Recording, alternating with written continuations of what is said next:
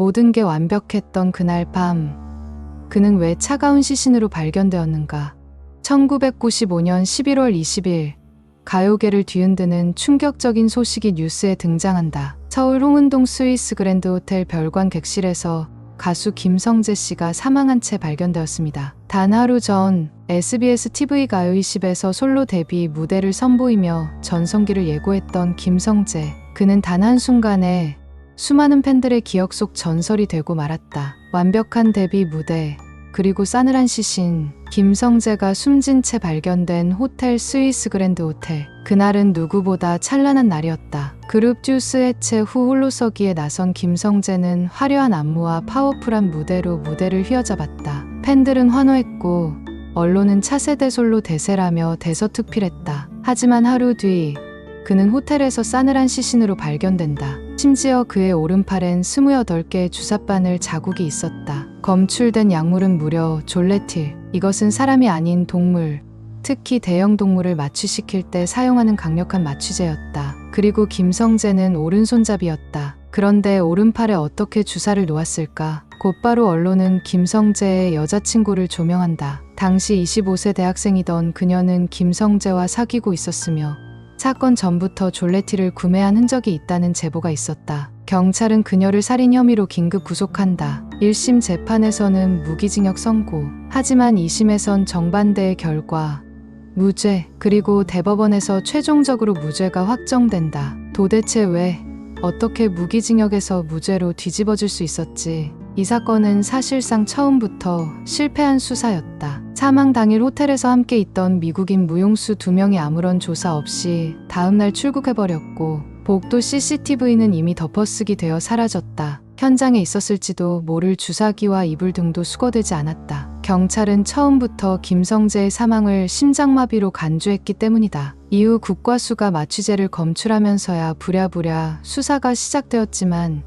이미 결정적인 증거들은 사라진 후였다. 2019년 SBS 그것이 알고 싶다는 김성재 사망 사건을 다룬 방송을 예고한다. 하지만 당일 방송은 돌연 취소된다. 이유는 전 여자친구가 법원에 방송금지 가처분 신청을 냈고 받아들여졌기 때문이다. 시청자들은 분노했다. 진실은 왜 가려져야 하나?